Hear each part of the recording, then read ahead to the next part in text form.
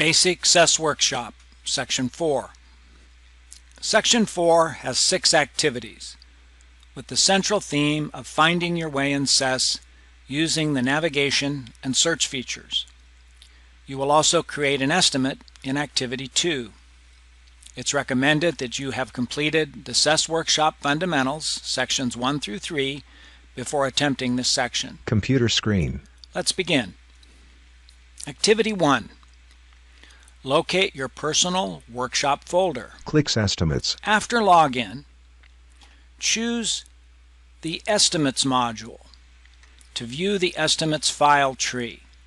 The easiest method of navigating the Estimates tree and locating your workspace is to expand the tree nodes by clicking the plus sign next to each location. Expands tree by clicking plus. Find your region, your park, the other folder, and the CESS Workshop folder. Click CESS Workshop folder. You should see your username. Your username folder. For the activities recordings, your username folder will be the representative folder. Your actual folder will be your username listed under the CESS Workshop folder. If you don't have access to EOS Explorer Extended, you don't see your username folder in CESS Workshop folder, please review the introduction to the basic CESS Workshop. Pause the recording now and complete Activity 1.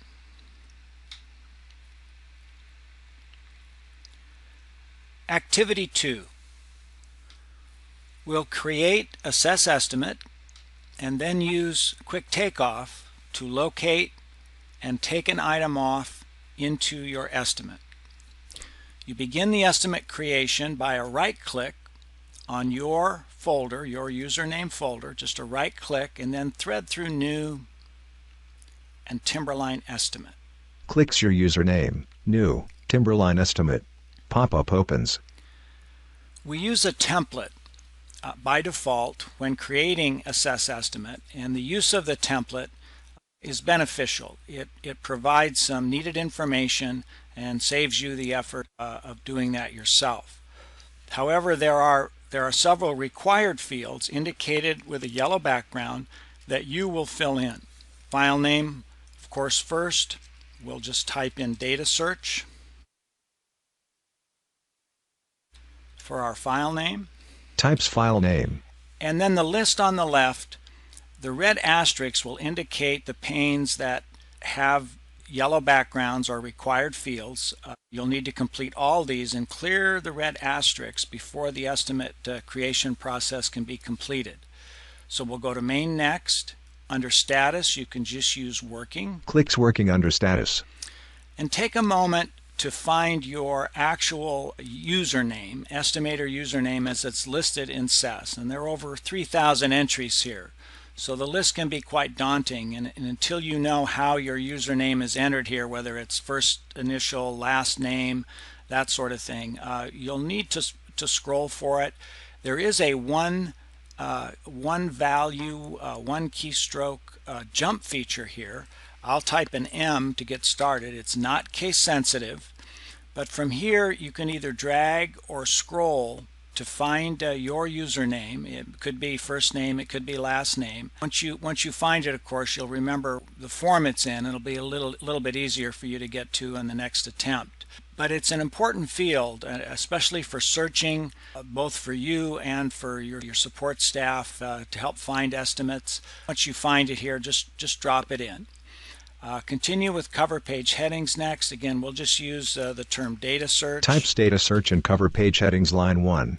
Clicks job classifications. And in job classifications, these are required fields principally for Maximo interface. We won't be using validation nor will we be sending to Maximo.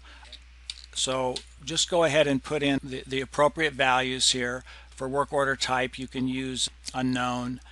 Current data set would be good. And if you don't know your site number, any value will work for right now. But if you do know the correct P code here, go ahead and drop that in as well. Now by default, there'll be an open estimate checkbox already checked for you, so when you hit finish, the estimate will be created and open automatically. We'll go ahead and click finish now. Clicks finish. Estimate processes. New table opens with input information. He indicates takeoff buttons above table.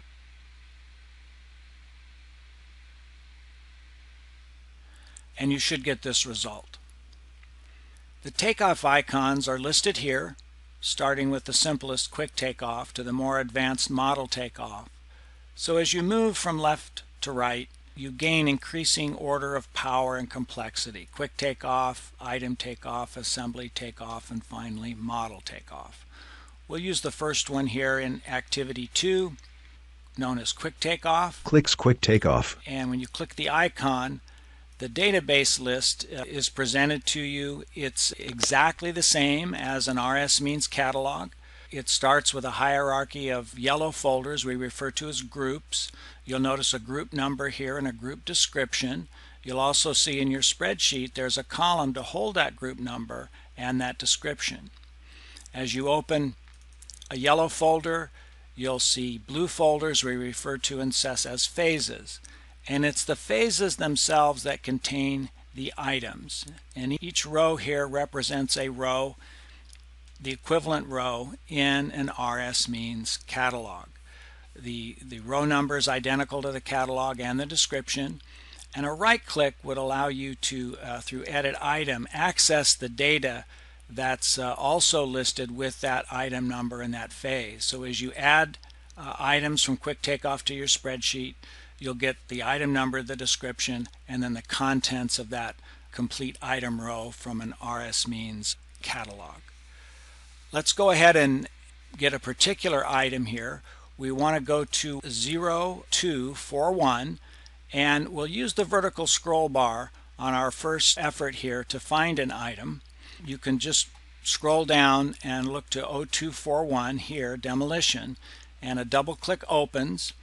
A double click also collapses here. He double clicks twice. And then we want to scroll to 1919. So we'll use the page down feature. We'll scroll down to 0241 1919, and a double click opens that for us. Now we'd like to get to item 0800. We can continue to scroll, or if you click once in the list to get focus and then type 0800, it jumps to the item that you like. So there's a jump feature here by phase item that again can save you time and be quite beneficial. We'll go ahead and just double click on the item. You'll notice that it's added to the spreadsheet. It has a blue background indicating that there is not a crossfoot total yet. There won't be a total until we add a quantity. When you bring in an item, it always brings in the corresponding phase and the corresponding group. Returns to list of items. Let's look at your navigation choices here for takeoff. A click and then a shift click will select contiguous items. And if you double click or drag and drop, you'll get all the items you've selected in one motion.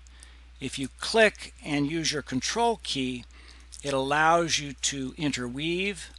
And again, a double click here or a drag and drop will bring in only those selected items. There's a collapse button to restore the tree to its collapse state. Also, you can expand the tree to see all the items at once.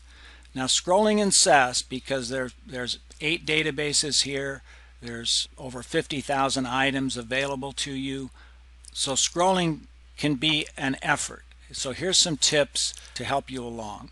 You have an up arrow and a down arrow that clicks. You also have a button that you can drag. Now notice as I drag, watch the title bar here, upper left, and you'll see that the button location will be displayed in that title bar right here. Will help you get to where you are. If you just slowly drag that down, you can see the location that you're going to end up in.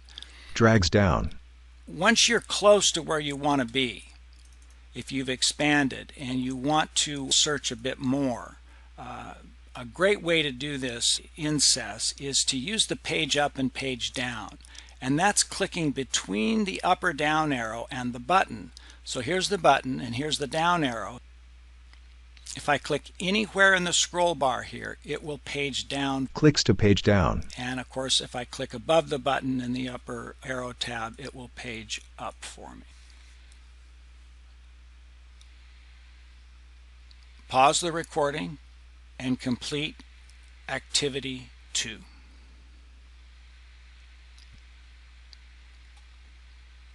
Closes item list. Activity 3. We'll locate an item using quick takeoff again, but this time we're going to sort not by phase item, we'll sort by description. Opens item list. Click the pull down tab here and choose description as the sort method. Now the list changes and the folder names become the first character in the item description. The sort list is sorted by special characters, then numbers, and then uppercase letters, and if there are any, there would be lowercase letters here. Sort by description can be advantageous if you know the leading characters of your description. Clicks on list. A single click to get focus in the list, and then we're going to type the value emergency with a capital E. This is a case-sensitive jump, and notice that as we start to get the text in, it jumps to the letters here.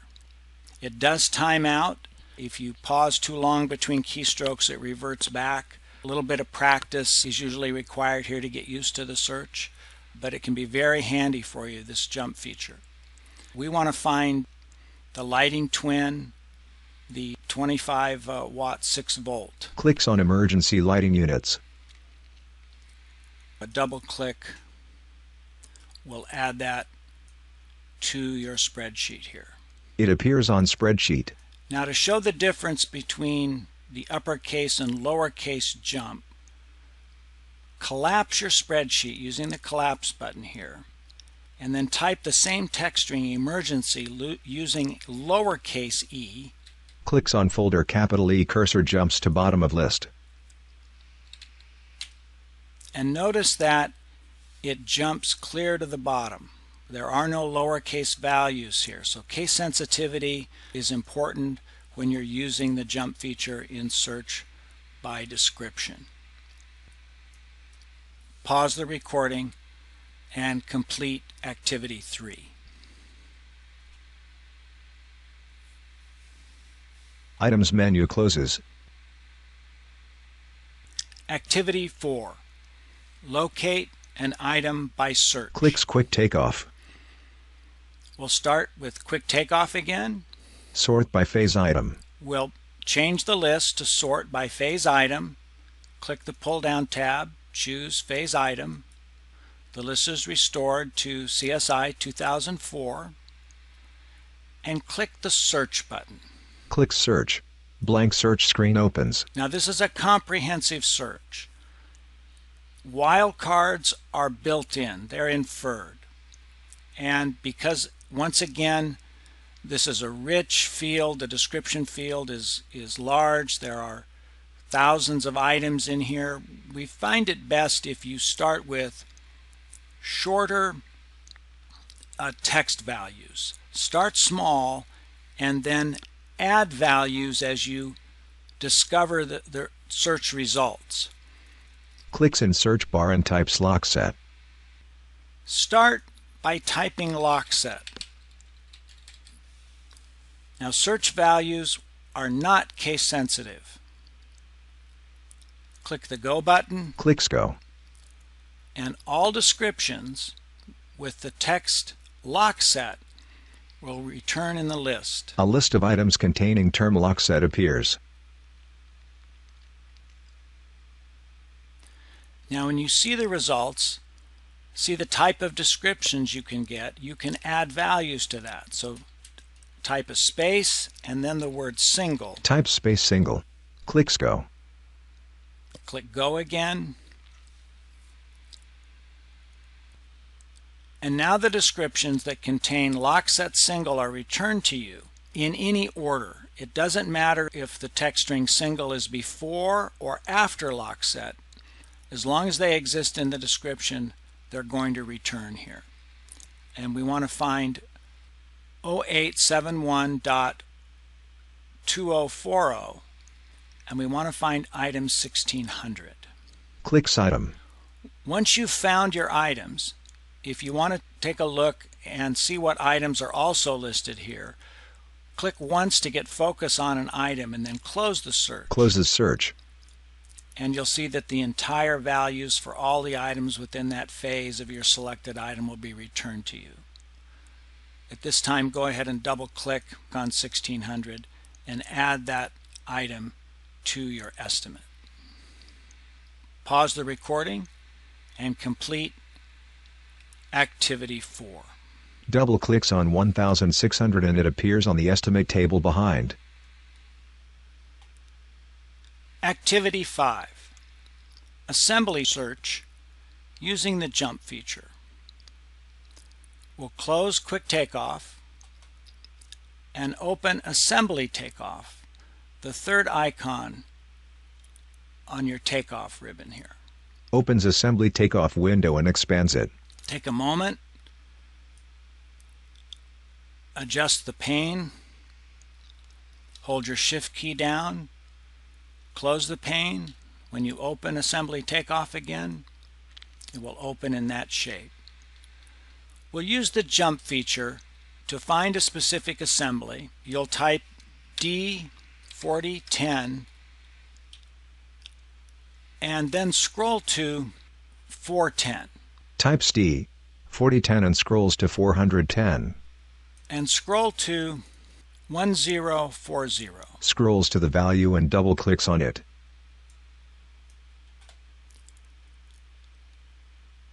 Double click, and the assembly loads the items in the Assembly Takeoff pane. Clicks on length, width. Type 100 for length, 20 for width, leaving quantity as the default value of 1. Click the Add Pass button. Clicks Add Pass. The assembly quantities are calculated for you. Look at the status bar, see that you're returning 2,000 square feet with a total cost, and then a cost per square foot is displayed. Clicks OK. Click OK and add those items to your spreadsheet. Pause the recording and perform activity 5. The estimate window reappears with list of items added. Activity 6. Assembly search using the Find feature. Once again, click Assembly Takeoff. Clicks Assembly Takeoff. And Find is accessed through the binocular icon here. Clicks. So click the binocular icon. You're searching assembly descriptions. This search is not case sensitive. And type the value spread footing. Type spread footing in search bar. Clicks Go. Click the Go button. A list is returned in the window.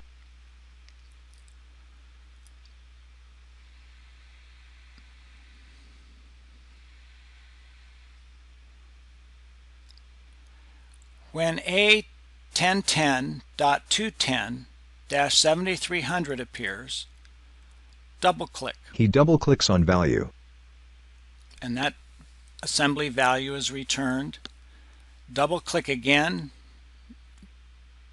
to load the assembly items. Note that the quantity is defaulted as 1. Click the Add Pass button. Clicks Add Pass and line appears in window. Note that quantity is 1. Total cost of the assemblies returned to you, and then a cost per the quantity is returned here in the unit cost field. Click OK to add those items to your spreadsheet. Clicks Close. Click Close. Pause the recording and complete Activity 6. Estimate spreadsheet appears.